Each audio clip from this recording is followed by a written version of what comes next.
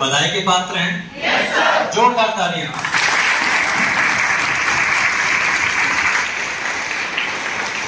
तालियां ऐसी की गूंज जोरदार है।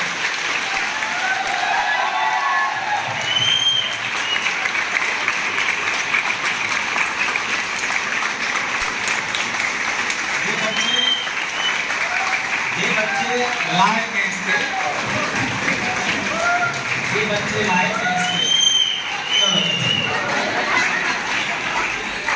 अब इनको यहाँ आने का मकसद इनका स्वयं की इच्छा कि ये यहाँ आना चाहते हैं। इन्हें लगता है कि एक बार टीचर से मिल लेंगे, बच्चों को देख लेंगे, बच्चे शायद इनसे कुछ इंस्पायर हो जाएंगे तो 2 घर और बन जाएंगे। मतलब कुछ परिवार और सफल हो जाएंगे। पर्पज यही था इनका यहाँ आने का, क्योंकि ये अपनी मंजिल पा चुके हैं। इसके बाद भी आप जयपुर के बच्चे सिरोही, आप सिरोही आए जीनो में, क्या कुछ और नाम था?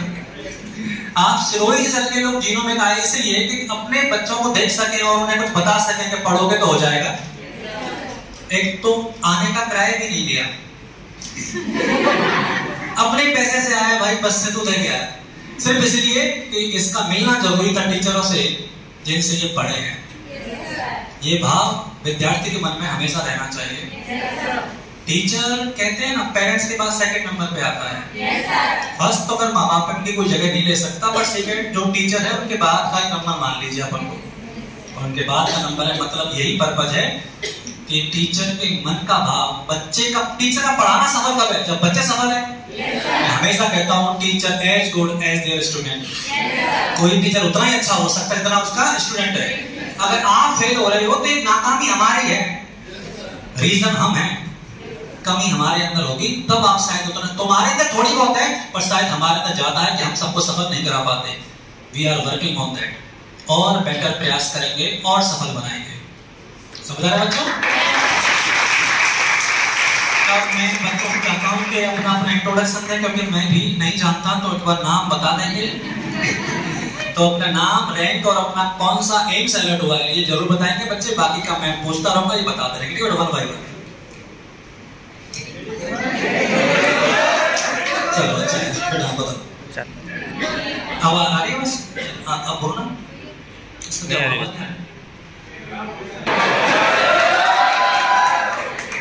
Good evening to all. Good morning. Good morning to all. मेरा नाम नकुल है, मैं सिरोही से हूँ और जीनोमिक्स से पढ़ा हूँ। J5 बैच था मेरा, हम दोनों का, और मेरी रैंक है 1438।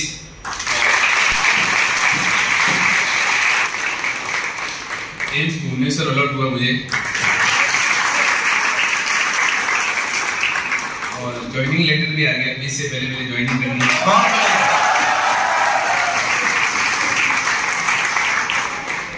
और सभी जीनोमिक फैकल्टी को और स्पेशली पंकज सर को, जिन्होंने इतनी मेहनत की, 12 घंटे क्लास की, और इस वजह से हम सिलेक्ट हुए। और बाकी सिलेक्शन के पीछे कंटिन्यू रखो आप, और सर ने जैसा भी बोला, ईमानदारी से मेहनत करो और बस अपने ऊपर विश्वास रखो। अगर मैं कर सकता हूँ तो यहाँ पे बैठे सारे स्टूडेंट कर सकते हैं।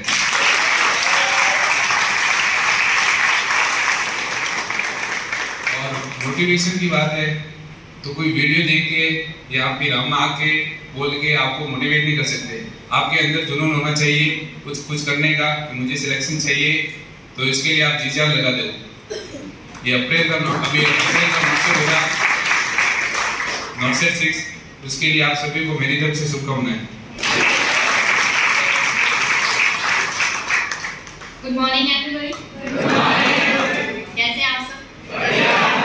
मेरा नाम कोमल है, मैं भी सिरोही से ही हूँ और मेरी रैंक थी 424।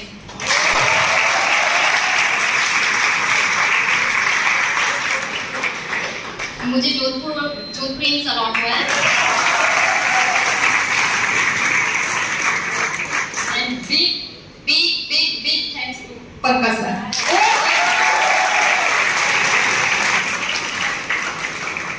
देखो पढ़ते सभी है यहाँ पे, हर सब बच्चा यही सोच के आया कि हम भी सिलेक्ट होंगे, पढ़ेंगे सभी, बट आप सच्ची में ब्लाइंडली ट्रस्ट करना सर पे। जब आप कोचिंग करके निकलोगे ना तो बहुत सारे स्कोप आएंगे। सोचोगे कि सोचते कोचिंग तो कर ली, नोट्स कितनी बार पढ़ेंगे, 1 बार 2 बार 4 बार? नहीं, कभी मत सोचना 4 बार इनफ है, कभी नहीं। जितनी बार पढ़ोगे कुछ नया ही निकलेगा उसमें से, इसलिए जितना पढ़ सकते हो नोट्स को।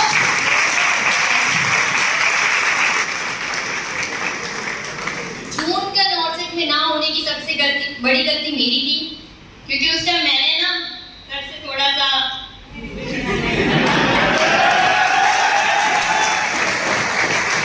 सोचा कि क्या क्लास लेते हैं तो हाँ ठीक है ले लेंगे क्लास भी, चलो ठीक है लेते हैं, और भी दूसरी चीजें देखते हैं, उसमें से भी तो होता है, उसमें से भी क्वेश्चन आ रहे हैं उनको भी देखते हैं। पर ऐसा नहीं था। जब मैंने सर पे ही इस बार छोड़ दिया, मैंने बोला ठीक है जो होगा, सर सबका कराते इस बार मेरा भी कराएंगे, बस वही। मैं लाइब्रेरी से आती थी ना, तो लाइब्रेरी से क्या है मुझे लेट नहीं हो जाती थी, तो मैं ऐसे नीचे सीढ़ियों से उतरते ऐसे चलती थी।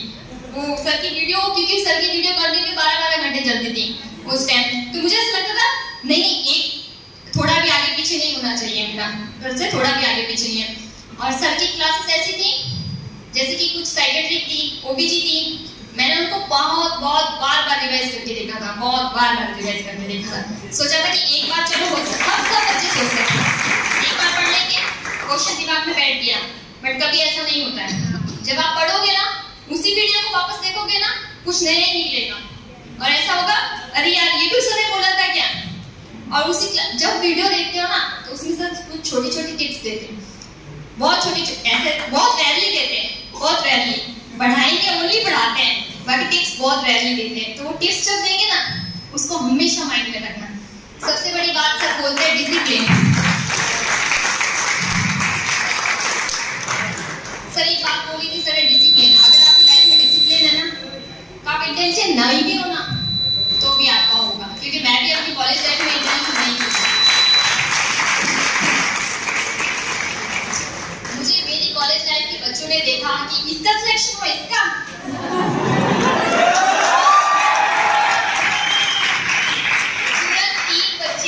तुरंत 3 बच्चे जिन्होंने 2 साल से कभी एडवाइस तक नहीं, कभी पूछा भी नहीं कहाँ है क्या है, उसने आगे से कॉल करके बोला कहाँ से पहुंची थी, बोले यहाँ से। और नेक्स्ट डे यहाँ पे आए और सीरियसली यहाँ पढ़ रहे हैं। कुछ ने ऑनलाइन प्रेफर किया है और कुछ लोग ऑफलाइन आए। तो आप ट्रूली सर पे ब्लाइंडली ट्रस्ट करो, होगा। अगर हमारा हो सकता है, मैं तो कह रही हूँ मेरा हो सकता है, तो आपका जरूर होगा। This is called most humble reaction। कोई भी इंसान वैसे सेक्शन के बाद बहुत हाई बोल जाता है, पर बच्चे का सेंटेंस ये है कि अगर मेरा हो सकता है तो तुम्हारा तो पक्का ही हो सकता है। मतलब she is so down to earth and she is saying the one more important thing, discipline is everything in life। Intelligency nursing में रिक्वायर्ड नहीं है, सब पढ़ना भी जरूरत नहीं है, सिलेक्टिव पढ़ने से भी काम हो जाता है, पर डिसिप्लिन अगर हो तो काम चल जाता है। और डिसिप्लिन का मतलब है कि आपको अपने सब्जेक्ट के प्रति भेज को रहना है। जितने कॉपी में जो टीचर पढ़ा रहा है उसको ध्यान से पढ़िएगा। और मेन इंपॉर्टेंट चीज है, जब कोर्स पूरा हो जाए, जब कभी, अब तो अगर पता नहीं कब होगी, जब कभी भी क्लास हो जिस भी टीचर की यूट्यूब पे जीनोमिक के, आप जरूर देखिएगा, क्योंकि यकीन मानिए सिलेक्शन होते हैं यूट्यूब से। चाहे माने ना माने कोई, पर ये सच है। कहते हैं ना हाथ करना बाहर से क्या, पढ़े लिखे को बाहर से क्या। ये प्रत्यक्ष को प्रमाण की आवश्यकता नहीं होती, ये दिख रहा है तभी बच्चे यहाँ सामने खड़े हैं। बेटा सेंटर कहाँ था तेरा, एग्जाम सेंटर कहाँ था?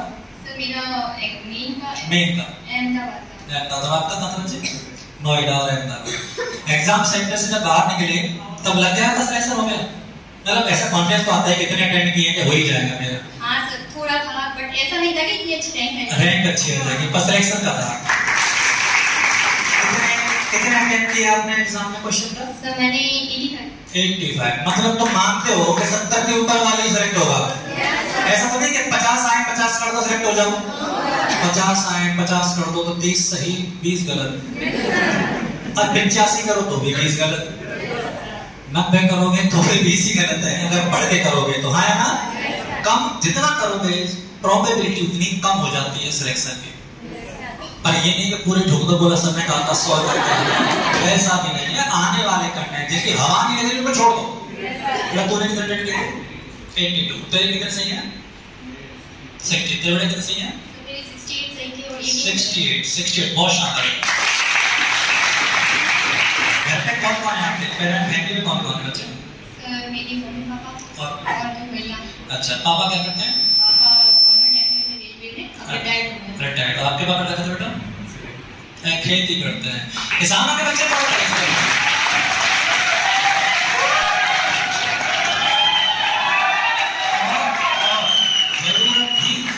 जरूरत ही करवाती है सिलेक्शन। कि जिस दिन तुम्हें लग गया ना कि यार अब मेरी फैमिली को मेरी जरूरत है, मेरा अर्न करना जरूरी है, अब उन्हें स्टेबल करने के लिए मुझे मेरे पैरों पे खड़ा होना पड़ेगा, यकीन मानो उसके 3 महीने में सिलेक्शन हो जाएगा। पर ये सोच लो कि अब मेरी फैमिली को मेरी जरूरत है, मुझे उन्हें कुछ पे बैक करना है, और अब सही समय आ गया है कि मैं उन्हें कुछ वापस करूं। सारी जिंदगी उनसे लिया ही लिया है, अब उन्हें कुछ वापस देने का समय आ गया। ये बच्चों का प्यार है। इस बच्चे का मैसेज आया था कि सर मैं कल आता हूं। मैंने कहा 9:30 के पास आ जाना, 10 o'clock मेरा ऑफिस होता है। अब मैंने इसको देखा पहली बार है, बेशक इसी बैच का है, पर मुझे याद नहीं रहते बच्चे, थोड़ी सी मेमोरी कम है मेरी, मुझे दोनों याद नहीं है। पर हाँ इतना है कि अब जिंदगी भर याद रहेंगे, ये फेस सब भुलाए नहीं जाएंगे, क्योंकि ये बच्चे नर्सिंग ऑफिसर हैं। जहां मिलेंगे मैं इन्हें पहचान लूंगा, ये तो मुझे पहचान नहीं लेंगे। और हमेशा खुश रहें, ऐसे ही चीजें आगे बढ़ते रहें। घर वालों का विशेष ध्यान रखें, पापा मम्मी का ख्याल रखें और सही रास्ते पे चलते रहें। यही इनके लिए शुभकामनाएं पूरे जीवन में परिवार की तरफ से और आप सब लोगों की तरफ से। बहुत बहुत शुभकामनाएं बच्चों के अगले भविष्य के लिए।